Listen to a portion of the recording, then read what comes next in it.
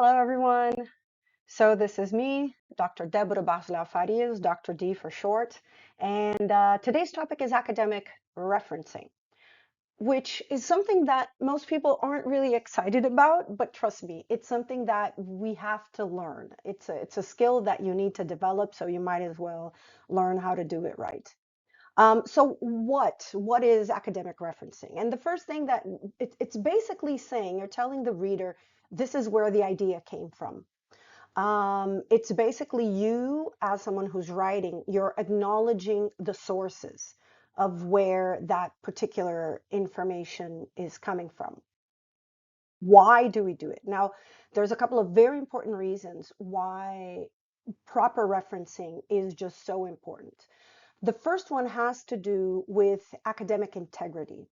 And it's really about you as a writer showing that you're not copying someone's ideas or that you're not fabricating, numbers. It shows academic integrity. And this is also one of the best ways for you to not have anybody concerned about plagiarism. Because then when you're drawing on someone's idea, it's there and you see, like you can show in the text here, I'm referencing the original owner, the original, owner of that idea, of those numbers. It also strengthens your argument. And basically here, this has to do because whoever is reading can see that you've done one of the hardest parts, which is you have read material. You have read other academic sources to find, or sources in general, to find that particular thing, to strengthen your argument. It's not just an idea that just came to your mind. It's something that you're building upon. It's almost like you're building something and you're showing where the bricks are coming from. And then you also have, finally, helping others to follow your thinking, to understand where the ideas are coming from. And so if someone, because you have to think of references really as, let's imagine if I'm a reader, I want to be able to see, oh, this number is very interesting, or this concept is very interesting. I want to be able either to attribute it to you, who put that in the first place, or to find it, to see, no, this is where it is. So you want to help the reader. So how do you do it? Most universities, there's like, I don't know how many different ways or styles to reference. Most here in Australia, I say, would use APA, Harvard, Chicago, but there's many, many, many different ones. But essentially, they're still doing the same thing. They're showing who wrote it, what year it came out, where can I find it? That's kind of the basic thing. At UNSW, we're using, the university has kind of settled, I think, for most courses on using Harvard referencing. Not everybody does it, but this is a common one. If you want to know exactly what this looks like, go to UNSW, just type in UNSW Harvard referencing. You're going to find it there. There's all sorts of details on how this should be done. And if you are a student at UNSW at the School of Social Sciences, we just had this last week come out a style guide that has lots of really useful information on here: presentation, formatting, style, principles of referencing, how to cite in different ways, inclusive grammar. I'm going to be adding this to my Moodle for all courses. I'll let you know where this is going to sit. And this is just an example of basically what is in the reference list should have. With this, I can know who the authors are. I can know the year that it was published. This here, I can know the title of, let's say, in this case here, an article.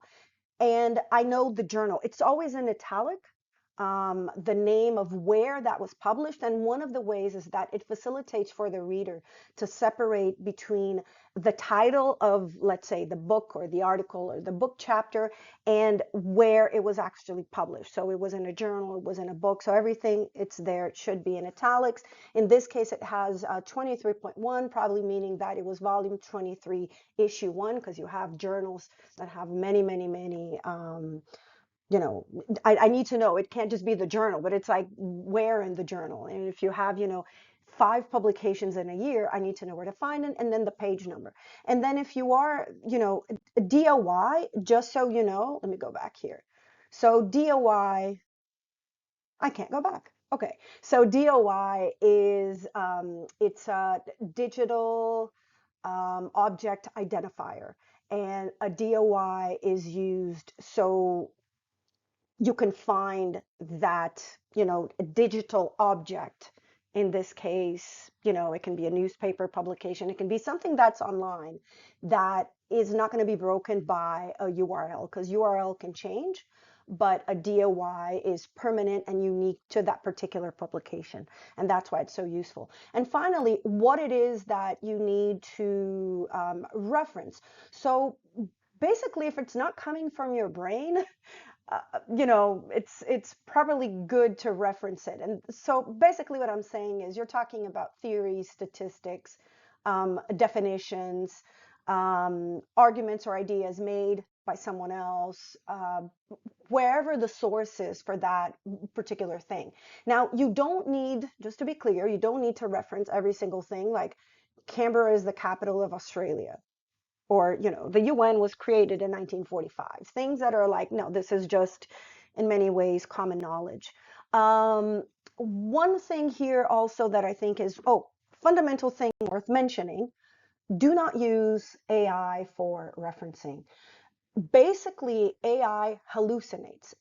AI is not intelligent. It's basically what it's doing when you ask for it for references. Most large language models, most LLMs, they just look at the most likely expected word that's going to come forward. So bottom line is that AI, when it produces references, the majority of them are things that do not exist.